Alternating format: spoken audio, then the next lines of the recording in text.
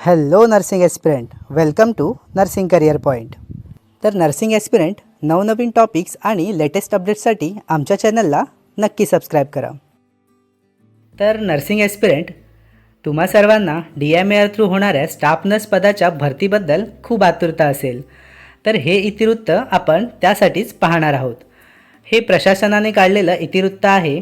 तर त्यात आपण पाहणार आहोत महाराष्ट्र राज्य परिचारिका संघटना लातूर यांच्या दिनांक 3 मे 2026 रोजीच्या पत्रान्वये प्रशासकीय बदल्यांच्या विरोधात दिनांक 18 मे ते 20 मे रोजी आझाद मैदान मुंबई येथे निदर्शने व धरणे आंदोलन करण्याची नोटीस प्राप्त झाली होती.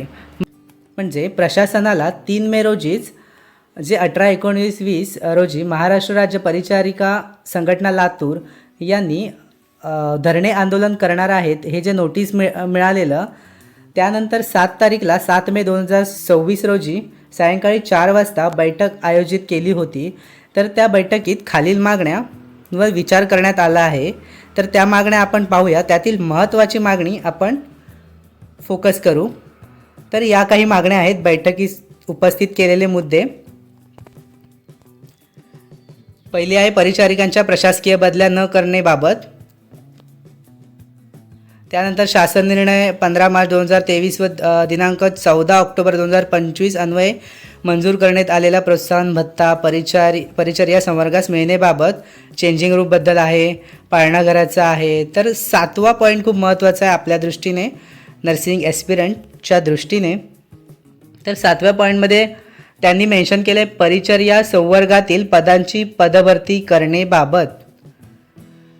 परिचर्या संवर्गातील पदांची पदभरती करण्याबाबत याबद्दल त्यांनी काय आदेश दिलाय पाहूया.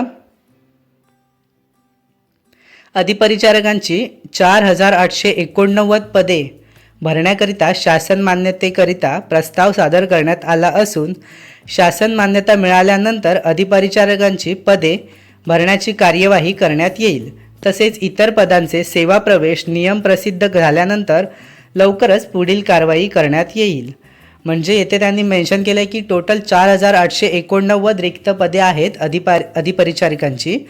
तर ही मान्यतेसाठी पुढे पाठवली आहे. तर ती मान्यता मिळाल्यानंतर लगेचच ॲडव्हर्टाइजमेंट निघण्याची शक्यता आहे. तर हे सगळ्यांनी लक्षात ठेवायचं आहे की प्रस्ताव पेंडिंग आहे. हा प्रस्ताव पुढे पाठवलेला आहे, तो पेंडिंगमध्ये पडला आहे. तो जसा क्लिअर होईल, जसं त्यांना मान्यता भेटेल तशाच DMARच्या वॅकन्सीज निघणार आहेत. टोटल आपण पाहू शकता 4889 पदं आहेत. तर सगळ्यांनी अभ्यास करा. 2023 रोजी जी DMARची भरती झाली होती तर त्यामध्ये पण ऑलमोस्ट 3-3.5 पदं होती. तर यावेळेस थोडी जास्त पदे आहेत.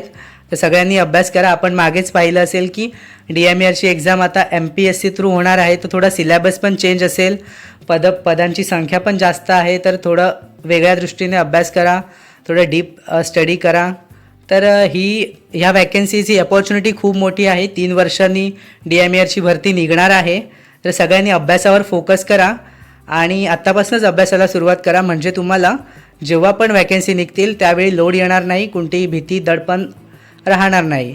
तर सर्व नर्सिंग ॲस्पिरंटला नर्सिंग करिअर पॉईंट यूट्यूब चॅनलकडून खूप खूप शुभेच्छा तुमच्या अभ्यासाकरिता आणि तुमच्या उज्ज्वल भविष्याकरिता.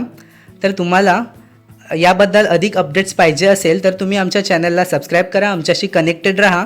आम्ही तुम्हाला अप टू डेट माहिती जशी भेटेल तशी पोहोचत राहू. धन्यवाद.